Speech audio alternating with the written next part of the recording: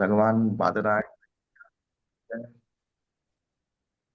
तो आज हम लोग पाठ किए श्रीमद् भागवतम स्कंद 1 अध्याय 2, 22, 23, 24, 25 और 26।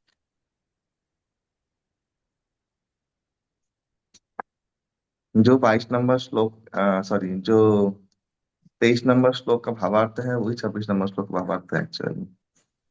यहाँ पे स्पष्ट रूप से भगवान के 3 प्रकृति के गुणों के जो गुणावतार हैं, गुणावतार यानी वे लोग नियंता है, नियंत्रण करता है, वे लोग उस गुण के अधीन नहीं है। एक बार आ, भक्ति सौरभ परिव्रजक महाराज वो लेक्चर में बोल रहे थे। कोई व्यक्ति कहीं पे लेक्चर दे रहा था शिव जी के बारे में, भगवान शंकर के बारे में।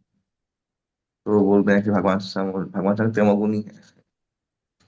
तो उन्होंने तुरंत वो चीज रोक दिया लेक्चर को। तो गुणावतार का अर्थ ये है कि वो तमोगुण के नियंता है। उनमें इतना शुद्ध सात्विकता है कि वे तामसिक व्यक्ति को कंट्रोल कर सकते हैं। जो शुद्ध सात्विक स्तर पे नहीं है वो तामसिक राजसिक व्यक्ति को कंट्रोल कभी नहीं कर सकता। हम्म।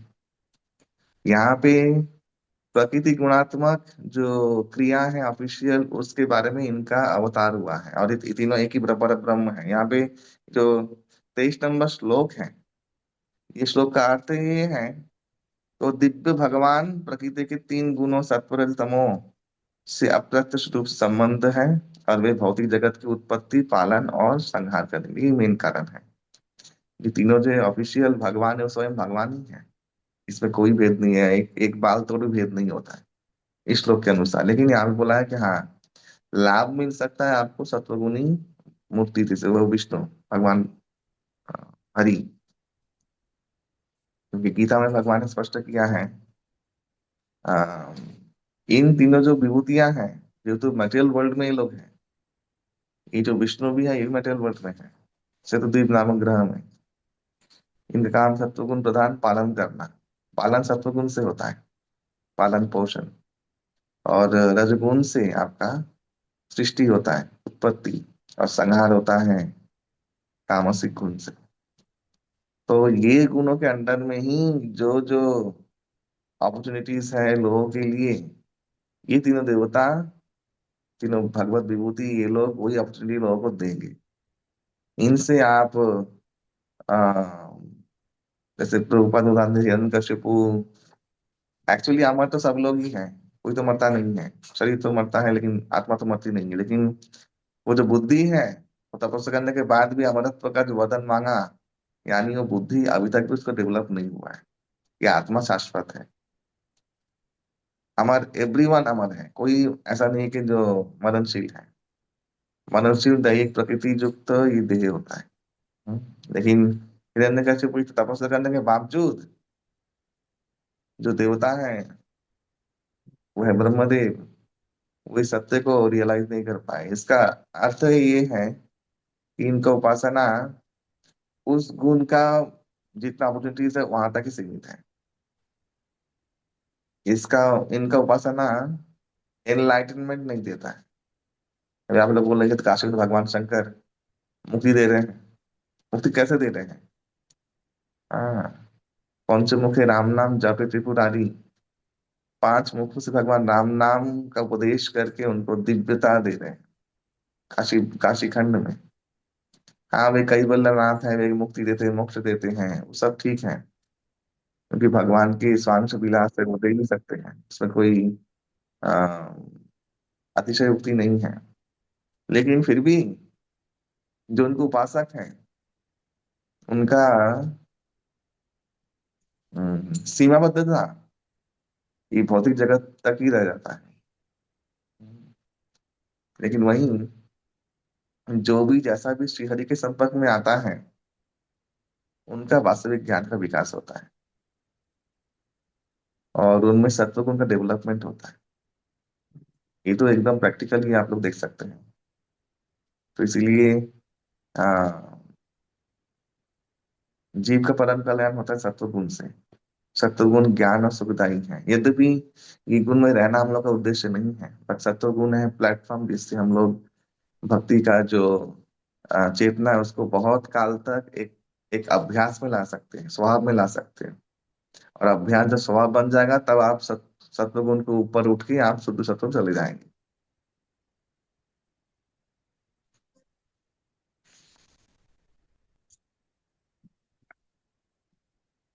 रजोगुण से तमोगुण से रजोगुण श्रेष्ठ है, रजोगुण से सत्वगुण अवश्य श्रेष्ठ है।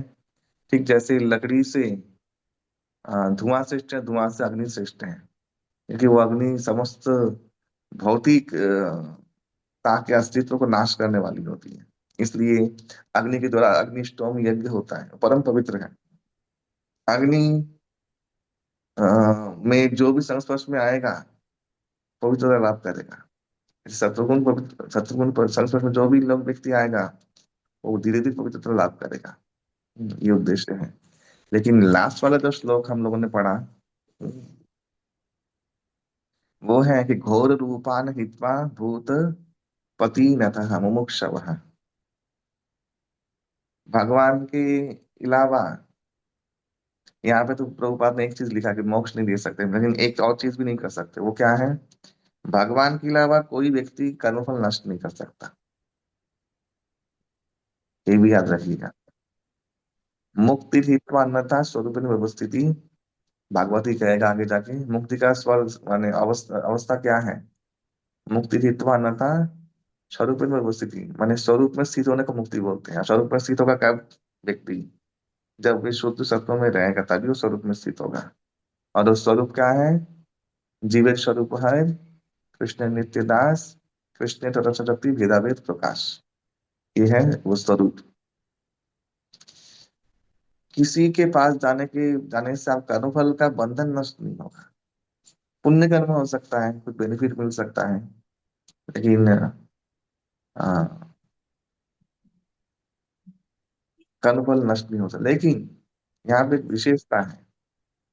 वो विशेषता ये है कि भगवती भगवान के जो रूप है, भगवान शंकर, भगवान भगवती कात्यायनी, या जो भी भगवान के स्वांश विलास के रूप है, भगवती का रूप है, इनके पास जाने से अगर इनका सेवा आपने ठीक से सही एटीट्यूड में किया, आपको कृष्ण भक्ति लाभ हो सकता है। वही तुलसीदास जी ने विनय पत्रिका में कहा है। हाँ, ये एक विशेष बात है। इसलिए हायर स्टेज में वैष्णव शाक्त शौर्य गाणपत्य और शैव बोल के कुछ है ही नहीं। इस चेतना से आप देखेंगे जो विनय पत्रिका में तुलसीदास जी ने प्रार्थना किया है सभी पंच देवताओं से, उसमें उनका वैष्णवता को उन्होंने मेन प्रायोरिटी में रखा है। और गुण कीर्तन करके विलास में वर मांग रहे हैं कि हमारा राम भक्ति चातक जैसे हम रहें, राम भक्ति हम लोग का स्थिर रहे। तो इन लोगों से ये प्राप्त हो सकता है, ये बात तो है। लेकिन हाँ, कर्म फलों का नाश, आप सोचो कि काली पूजा दुर्गा पूजा करके कर्म का नाश हो जाएगा, वो कभी नहीं संभव नहीं, वो कभी नहीं होता है। ये फैक्चुअल बात है। कितने लोग कलकत्ता में दान साधना करते हैं, कितने लोग, वो लोग सामान्य मेटेरियलिस्टिक से गॉस मेटेरियलिस्टिक है, मैं देखा है। आध्यात्मिक बोध का उनका कोई ये नहीं है। हम्म। और जितना घोर रूप का उपासना होगा उसके हृदय में तमोगुण का अंधकार और प्रकाशित होगा, और वो और भूत बुतादि घोर रूप की तरफ आकर्षित होगा। और वो तमोगुणी उपासनाएं करेगा जिससे उसका डोमिनेशन करने का जो स्वभाव है वो एकदम लास्ट टू लास्ट शैतान जैसा बन जाएगा। ये मैंने देखा है। अभी पंजाब में उस दिन से हम लोग वीडियो में देखते हैं। एक एक, एक तांत्रिक रूपा एक व्यक्ति है, पंजाबी एक लड़का है, इतना बड़ा बाल है, और हरियाणवी में बात करता है, पता नहीं कैसे बात करता है, और बदतमीज तरीके से तांत्रिक साधना करता है, वो दिखाता भी है बार, उसका पॉडकास्ट भी बहुत हुआ है। शमशान में जाएगा और सब साधना कर रहा है। तो उसको पॉडकास्ट वाला पूछता है कि वशीकरण के आपके पास आप क्या क्या साधन है, वशीकरण। तो उसको बहुत माने बहुत शेखी से बोल रहा है उसको वशीकरण का पद्धति, मतलब वशीकरण के वैसे बहुत सारे उपाय हैं, लेकिन एक उपाय मैं बोलता हूँ। बोले शमशान में जाना है, माँ बगलामुखी का एक मंत्र जप करना है, 3 घंटे बैठ के। उसके बाद चिता जल रही है, उससे दीप जला के, सरसों के तेल का, उस दीप को आप, जैसे कोई बच्चा मर गया है ना, क्या नाम है, कुछ दिन पहले कुछ बच्चा मर गया होगा, गाड़ देते हैं ना उसको, तो वो उधर से वो बच्चा का मृतदेह लेके आना है, मृतदेह लेके आके कहीं पे ऐसे टंगाना है उसको, जैसे माथा नीचे हो उसका, टांग के उस माथे के तालू में, नीचे दिया रख के तालू में काजल बनाना है। समझ में आया? वो मृत बच्चे के बॉडी को झुला के नीचे वो दिया रख के, वो दिया मंत्र करके काजल बनाना है, उस काजल को आंख में लेना, वशीकरण हो जाए। हम्म। तो ये सब जो चीज पॉडकास्ट में बोला जा रहा है और लोग सुन रहे हैं इसको, ये आध्यात्मिकता आपको लगता है, आध्यात्मिकता की तो भी कुछ है? हम्म। इसलिए भागवतम साधन कर रहा है, जो मुक्ति कामी है, मुक्षवो माने मुक्ति मुक्ति कामी है, घोर रूपान हित माने घोर रूप जो है, काल भैरव स्पेशली। बहुत लोग मुझे बोलते हैं बनाना चाहते हैं, काल भैरव तो कोतवाल है, काल भैरव कोई लोग कोतवाल है जो भी है, लेकिन मेरा प्रणाम है दूर से, लेकिन काल भैरव दर्शन करना भक्त को नहीं चाहिए, भैरव दर्शन भक्त को नहीं करना चाहिए। एक श्लोक स्वामी महाराज बोलते हैं, जब से मैंने सुना है मैंने कभी भी भैरव दर्शन नहीं किया है, मुझसे प्रणाम करो। हम्म। फिर भगवती का जो स्थान है, स्पेशली कामाख्या,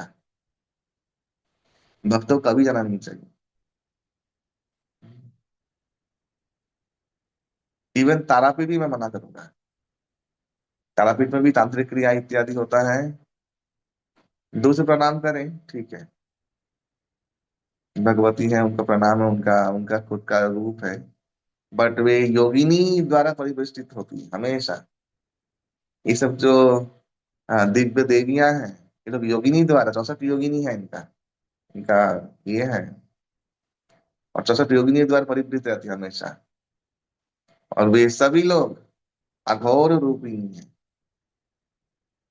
हाँ, ये चामुंडा माता, ये माता, ये भक्त दर्शन करना नहीं चाहिए। हाँ, भक्त लोग कौन से जाएंगे, जो रुक्मिणी गई थी, अंबिका, गौरी, कात्यायनी, गोपियां गई थी बस। हाँ। लोगों को ना मने कुछ एक मानसिक ये है कि ये बहुत है यार, कुछ होगा जाके। हाँ। लेकिन वही, इदम तीर्थम भ्रामक तमसा जना, वो तीर्थ का बुद्धि नहीं है, बुद्धि है कुछ पाने का। हाँ। और उनका साधना भी मनोबल से हीन, आचरण से हीन, और वो भी घोर रूपा ही रहता है। तो इसलिए भक्तों को सर्वथा चाहिए, यहाँ पे एक चीज नहीं लिखा है जो मैं बोलना चाहता हूँ, वो है ऐसे साधक से भी दूर रहना चाहिए, इनका भी संग लेना नहीं चाहिए। Some devotees are so interested in angoothi, मैंने पूजा करवा दो तारापीठ में, हाँ, डिवोटी लोग करवाते हैं, उनका शरणागति भगवान में विश्वास क्या है मुझे नहीं पता।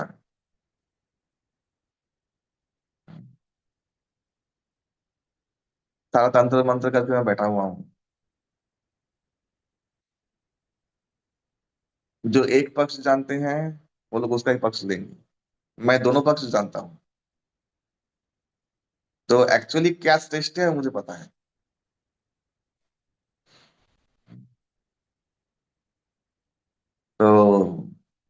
भक्तों के लिए सावधान।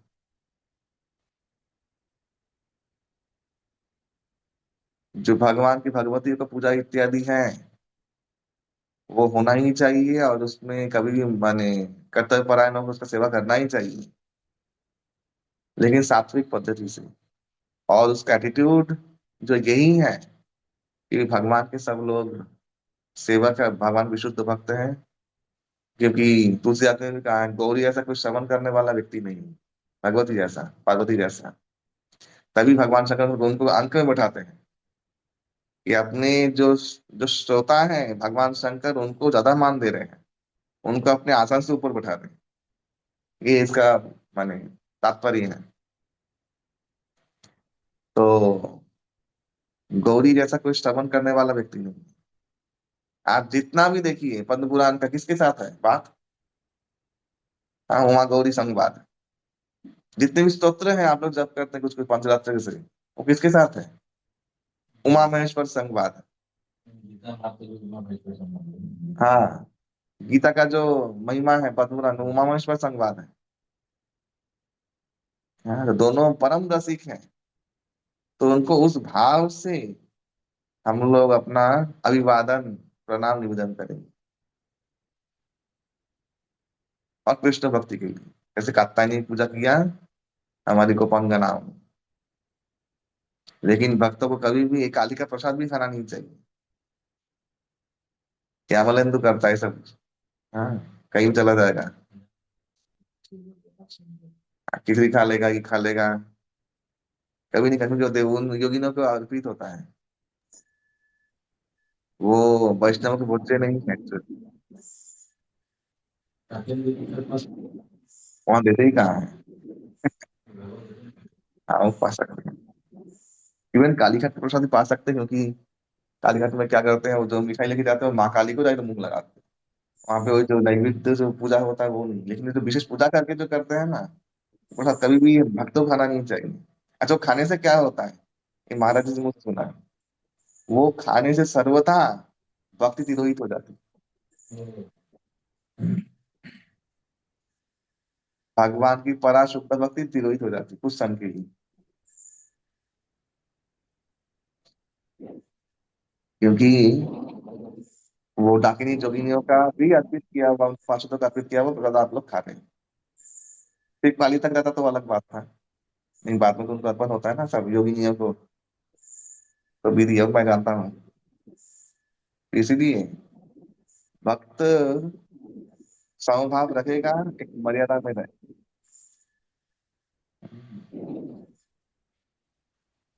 बहुत लोग कहाँ जाते हैं यार, लोहड़ी स्नान ना क्या स्नान, कभी जाना नहीं चाहिए। आप ठीक कर लो कहाँ जाना है आपको, भगवत धाम जाना है, नहीं भक्त जगत में रहना है या नरक में जाना है। फिर क्या छिन्न मस्तक का क्या नाम है? हाँ, छिन्न मस्तिका। ना यार, जगह जो नाम है ना, क्या नाम है, राधा रप्पा। राजरप्पा जी। राजरप्पा। कभी आना नहीं चाहिए। प्रभु और जी, अखाड़ा वाले लोग, अखाड़ा में जो विभिन्न अखाड़ा है, जैसे अखाड़ा निरंजनी, निर्मोही अखाड़ा, आवरण अखाड़ा, निर्वाणी, निरंजनी, ये ना सब। अखाड़ा तो भक्त लोग ही है, राम की ही तो है, हनुमान जी का रिश्ते। ना अंगुरिया में हम लोग क्यों जाएंगे, अंगुरिया में हम लोग नहीं जाएंगे। निरंजन अखाड़ा तो ये है। और नहीं, हनुमान जी हनुमानगढ़ी का अखाड़ा है सब। तो जो तामसिक अघोरी लोग का अखाड़ा है उसमें जाना नहीं चाहिए। तो ये सब जो चीज है ये सावधान पूर्वक। हाँ, दूसरी अधिक जीवन में घटना है। एक तांत्रिक ने उनके ऊपर तांत्रिक प्रयोग किया था। तुलसीदास जी ने उनको दृष्टि दे के उनका तंत्र क्रिया से छीन लिया था, शक्ति छीन लिया था। ठाकुर भक्ति विनोद का भी है। ठाकुर भक्ति विनोद के पुत्र को मारा था तांत्रिक ने। हाँ, वो तो। हाँ, और विमला प्रसाद में ये थे, बीमार पड़ गए। बट सिर्फ गीता पारायण से उसके तांत्रिक का शक्ति सब चेंज कर दिया। किलक विद्या प्रयोग किया था उनके ऊपर, किलक विद्या ठाकुर भक्ति विनोद के ऊपर। बट गीता पारायण का इतना शक्ति है कि वो किलक विद्या ही फेल हो गया। और लास्ट में जेल में जाकर उनके क्या किया, पार्वती ने उनका जो जटा था वो काट दिया, और वे पागलों के मर गया। इनका बहुत दुर्गति होता है और नरक प्राप्ति होता है।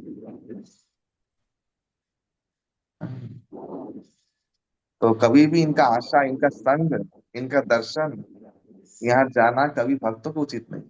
भक्तों को कभी यहाँ पे नहीं जाना चाहिए। प्रणाम करो, ठीक है, चिन्मय मस्तिका देवी है, दश महाविद्या है बहुत। हमारे बगल में भी, हमारे वृंदावन में भी तो है। हाँ, भक्त दर्शन करते हैं, लेकिन उस माँ शीतला भी है, उस मंडल में जाना नहीं चाहिए, तो उसे प्रणाम करो। और अगर भगवती का कृपा लाभ करना है तो सीता रुक्मिणी ने जो ऐसा किया वैसा करो। कोई कात्यायनी हमारी कुल देवी है, सब भक्तों की। कात्यायनी को पूजा करो और भगवान से, भगवान के पति रूप में मांगने का कामना करो। और भगवान शंकर तो कोपेश्वर महादेव है ही। इवन महाकाल के ऑल्टर में घुसना नहीं चाहिए दर्शन करने जाओ तो। भस्म आरती होता है उनका, सब वो सब है, सब। हाँ, तो ये कुछ कुछ चीजें बहुत सूक्ष्म बातें हैं, और ये सावधानी पूर्वक लोग पालन करना चाहिए। और पहली बात तो ये है, कोई वैष्णव वो ध्यान मग्न हो के अपने ही शिवलिंग में भगवान को, तो वहां भगवान अवस्थित नहीं होंगे क्या? ये मेरा मैंने मुझे इसका तब से ही लोग मैंने लोग भागते हैं फिर। हाँ, तो वहां पे तो अवश्य ही भगवान प्रतिष्ठित है, आपके इसमें भी। हम्म। हम लोगों को तो कुछ वर नहीं चाहिए, हम लोगों को तो कुछ पाना खोना तो है नहीं। हम लोग को सिर्फ उनका अभिवंदन करना है, यही भक्तों का भाव है। और नारायण कला, हम लोग उपासना पद्धति रहेगा वो भगवान से केंद्रित रहेगा। हाँ, जो हमारी पद्धति गुरु परंपरा द्वारा है वही, अगर भगवतम करना चाहते हो तो। और आप देखिएगा, जब भक्त लोग कहीं भगवान को छोड़ के कहीं मांगने जाते हैं, उनका और बुरा हाल होता है, ये याद रखिएगा। भक्त लोग जब तांत्रिक क्रिया करवा रहे हैं, उनका और विपत्ति काल मान बुरा काल होता है, जो सामान्य मनुष्य का नहीं होता है। सामान्य मनुष्य का तो काम हो जाए, इनका और बुरा हो जाएगा। और वो कौन करेंगे? भगवान खुद ही करेंगे, क्योंकि भगवान नहीं चाहते कि आप फिर से उस कर्म बंधन में जाए। आप कर्म बंधन शुरू कर रहे हैं फिर से, भगवान की शक्तियों को, वैष्णवी शक्तियों को ये करती। इसलिए मैंने बोला, जैसे किसी को बोला था मैंने, जो वो एक अलग भी के जो है ना, मैंने बोला देखो, ये तांत्रिक जो मंत्र है इससे क्या होता है, वैष्णव मंत्र रुष्ट हो जाते हैं। फिर वैष्णव मंत्र लोग फल नहीं देंगे, वो आपका नुकसान करेंगे। इसलिए जो वैष्णवी मंत्र छोड़ के कोई मंत्र जप करना भी नहीं चाहिए। ये बहुत बहुत जरूरी है। तो आप लोग सावधान हो जाइए। और ये कुछ चर्चा बहुत इंपॉर्टेंट था, यहाँ पे भागवतम में लिख दिया है, सोचिए। लोग बोलेंगे इसको निंदा, निंदा नहीं, निंदा की बात नहीं है, विज्ञान है ये। जितना रजोगुणी तमोगुणी का जो, तमोगुण का जितना भी आवरण है, जब तक आपके साथ रहेगा, आपका मुक्ति तो दूर, आपका भगवान का सेवा भी स्वीकृत नहीं होगा। ये भी शास्त्रों में लिखा हुआ है। तो भगवान की भक्ति में बहुत जन्मों के बाद आए हैं। वो जन्म को सार्थक करने के लिए ऐकांतिकी हरिर भक्ति, हाँ, एकदम अनन्य भक्ति, वही हम लोग का एकमात्र काम है। और हम लोग कदाचित इस विभूति का पूजा भी करें, तो वो एकमात्र आनंद भाव से करना चाहिए। भगवान की भक्ति प्राप्त कुछ प्राप्त करने के लिए नहीं। इसलिए आ, जब तीर्थ में जाए तभी डेकोरम एटिकेट है मेंटेन करें। भगवान भी देखते हैं आपका एक्टिविटी क्या चल रहा है। भगवान अंतर्यामी है, संबंध आपने उनसे रखा है जो अंतर्यामी है और जो पुराण पुरुष है। यहाँ पे धोखाधड़ी चल नहीं सकता, यही बात है। भगवान से संबंध रखने में और बाकी लोग के संबंध रखने में एक ही पार्थक्य है, वो अंतर्यामी है, ये अंतर्यामी नहीं है। ये सब कुछ जानता है।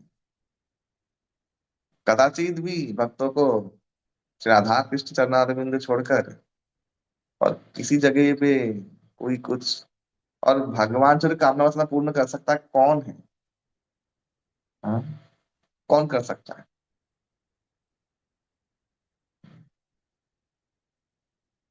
जो जानकी माता को प्रणाम करने मात्र से अष्ट सिद्धि नवनिधि के दाता असवर दीनी जानकी माता, मैं प्रणाम करके जस्ट, और वही तांत्रिक क्रिया किया किसने ना?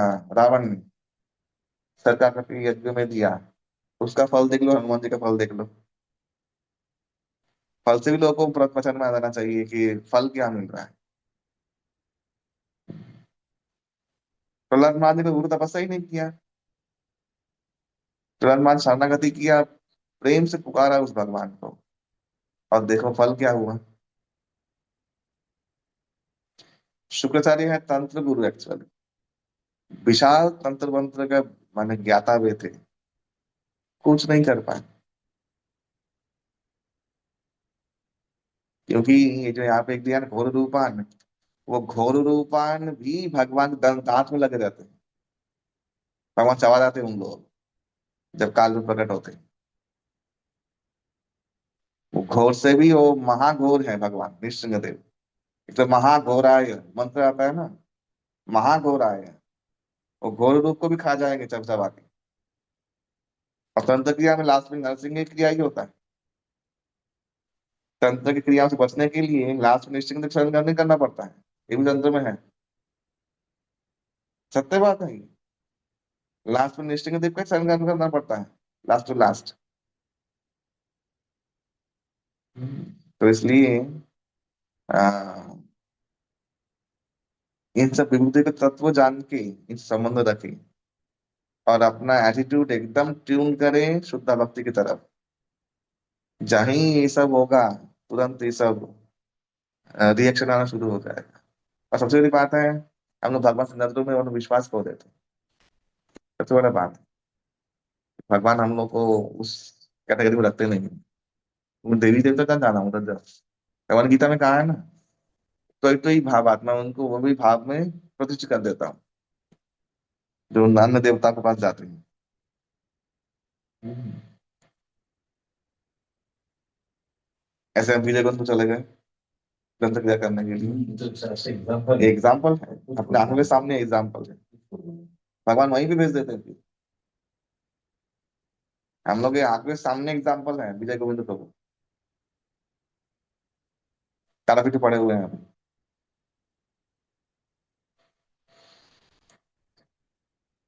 तो साधन पथ में ही माया है। इसलिए भागवत, इसलिए भागवत में सब कुछ आपको सावधानी कर दे दिया गया है। पथ तो बताया और सावधान भी कर दिया गया है।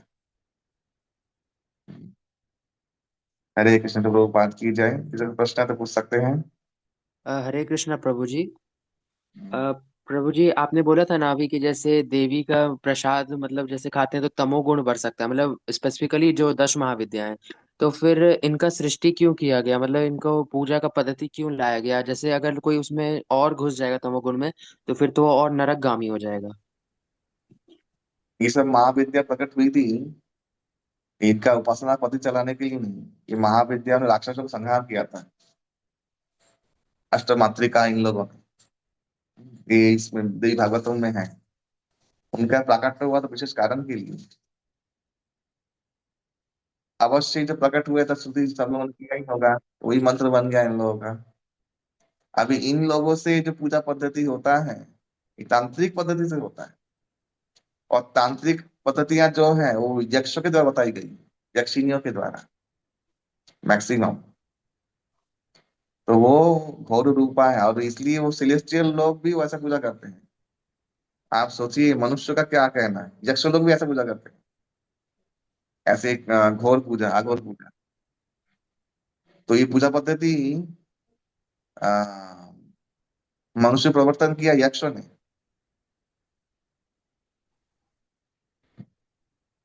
लेकिन ये सामान्यतया ये मनुष्य के उद्धार के लिए विपरीत है।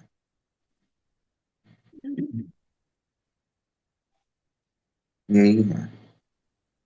ऐसे में प्रभु जी प्रसाद भी नहीं खाना चाहिए फिर तो। कभी कभी नहीं खाना चाहिए। जैसे कि अभी लोग आते हैं कि देवी का प्रसाद है लीजिए, तो अब डिसाइड करना मुश्किल हो जाता है खाना चाहिए कि नहीं खाना चाहिए। कभी नहीं खाना चाहिए। हाँ, वैष्णो देवी खा सकते हो, वैष्णो देवी जो खाते हैं ना, उन्हें खा सकते हो। लेकिन ये जो स्पेशली कामाख्या, ये सब जो जगह है, तारापीठ, हाँ, कभी नहीं। क्योंकि वो चीज हमेशा उनके योगिनियों द्वारा लिया गया है। जैसे एक रूप है महाविद्या का, वो महाविद्या का रूप क्या है, उनका नाम है, जैसे नीले सरस्वती बोलते हैं, क्या नाम है उनका? आ, प्रभु जी मातंगी। मातंगी, यस, मातंगी। मातंगी का उपासना क्या है पता है? भोग कैसे लगता है? पुरोहित खुद खाएगा, झूठा खिलाएगा उनको, वो झूठा खाती है, उच्छिष्ट लेपानु मोदिता। सब अद्भुत है। और मातंगी प्रेत रूपा है।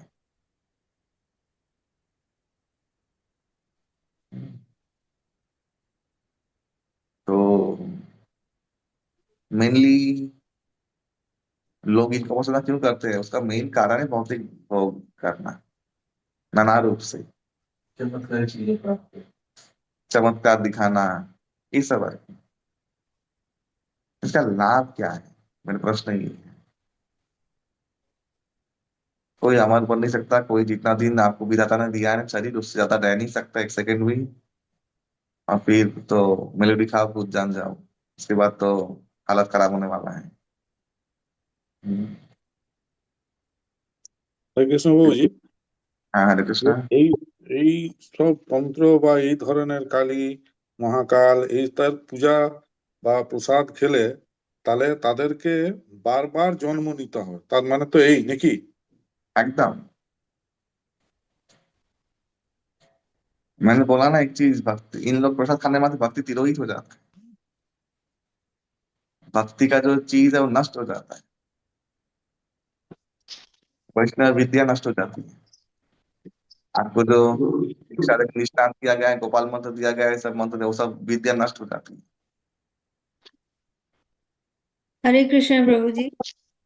सतकोटि प्रणाम प्रभु जी। यहाँ पे जो लोग गुवाहाटी में आते हैं ना दर्शन करने माता रानी का, वह तो कामाख्या जाते तो वहां से नारियल और वो मुकुंदाना लाते हैं, तो प्रभु जी मैंने तो उसको ले लिया, तो मेरे साथ तो अब गड़बड़ हो गया तो। और गड़बड़ का फल तो आपने भुगत भी लिया ना।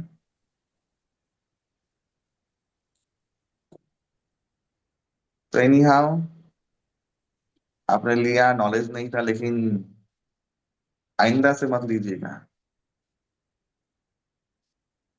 और मैंने कहा था, या भी मैंने बोला कि ऐसे उपासकों का संग भी नहीं करना है एक्चुअली। हाँ, भले ही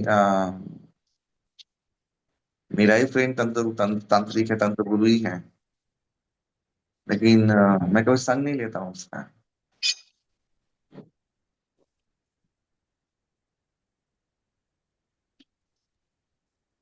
हरे कृष्ण प्रभु जी, दंडवत प्रणाम।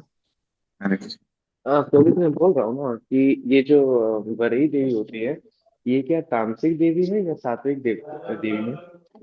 कौन? वरही देवी, बाराही। VARASI, आप ही बताए थे। हाँ, बाराही भी अष्टमातृका में है, और बाराही देवी भी आपका तामसिक तंत्र उपासना द्वारा ही प्राप्त किया जाता है। और बाराही भी बहुत उग्र रूप है। अच्छा, नहीं मतलब आप बताए थे ना प्रभु जी कि कुल देवी, आप बताए थे मेरा कि वो कुल देवी है, सो उनका भी शरण नहीं लेना चाहिए हमें। ना, हम्म। जब भक्त बन गए तब कुलदेवी, कुलदेवी जो एक चीज है, ये हॉक्स है। चालू किया था किसी ने पूजा करना, तो कुलदेवी बन गई, तो कुलदेवी बोल के कुछ भी नहीं है। हाँ, कुलदेवी एक हॉक्स है। आप आपके कुलदेवी तो स्वरूप तत्व रूप में एक ही है। वह सब तो भगवती गौरी से ही निकला है। अलग से तो तत्व है नहीं, कुछ सब वही है, उनका ही विभिन्न प्रकाश है, ये सब है। तो जब तत्व एक ही है तो क्या फर्क पड़ता है मैं कुलदेवी छोड़ के मैं डायरेक्ट कात्यायनी को ही मानूं? तो क्या मतलब है, तो एक ही है। हाँ, तत्व अलग हो तो अलग बात थी कि तत्व अलग है, वो तो अलग है, वो अलग है, ठीक है, वो अलग चीज है। तत्व तो रूप में तो वो वही है, नारायणी, ये महामाया का स्वरूप है। तो मैं इनको अलग नाम से मानूंगा सौम्य रूप में, तो क्या प्रॉब्लम है? इसलिए भक्तों की कुलदेवी मैंने बोला है, एक ही कुलदेवी है, कात्यायनी। जो ही पूछा आप कुलदेवी तो कात्यायनी, क्योंकि हम लोग गोपी जनों के पदांक का अनुसरण करते हैं। बस सिंपल है, कुछ बिगड़ेगा नहीं, कुछ बिगाड़ने वाला कोई है नहीं आपका, मन का भ्रम है।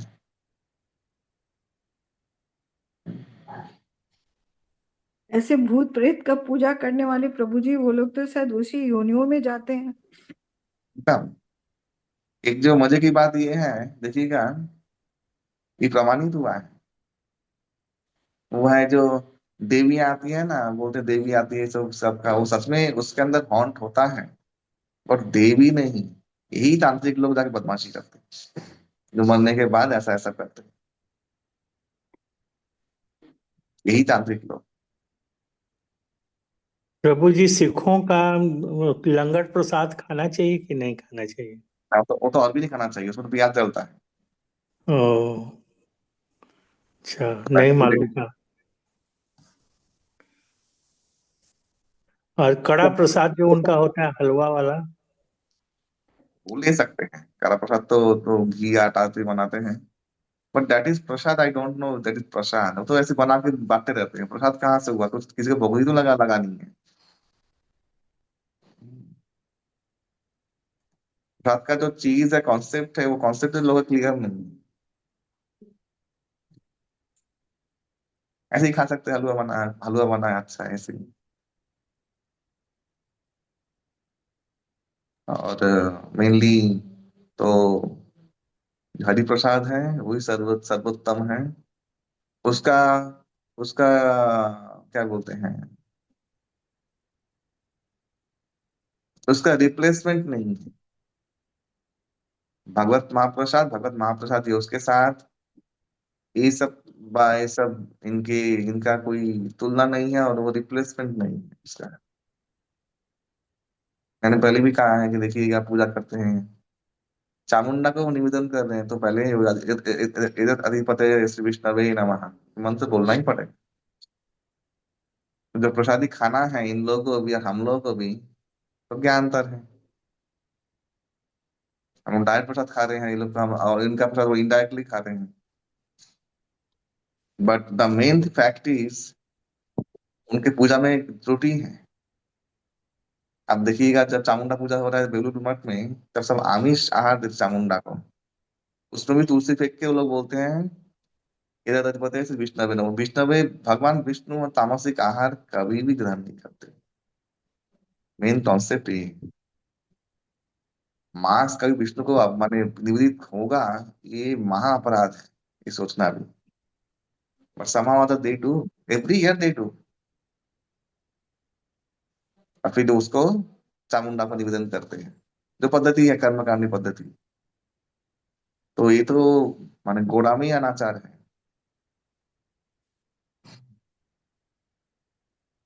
तो ये है कॉन्सेप्ट। और हरि प्रसाद का किसी के साथ तुलना नहीं, ये माथे में रखिएगा। आप लोग जो कर रहे हैं, आप लोग जो पा रहे हैं, वो अल्टीमेट है, परम है वो, उससे ऊपर कुछ नहीं है। प्रेतों का श्राद्ध में तो तांत्रिक क्रिया काम नहीं आता है। एक व्यक्ति बोल दे तांत्रिक क्रिया से प्रेतों का श्राद्ध कर दे, जो मेन काम है तो वही तो नहीं हो रहा है तांत्रिक क्रिया से, तो देवी देवताओं से। तो इन देवी देवताओं का आश्रय क्या करना है?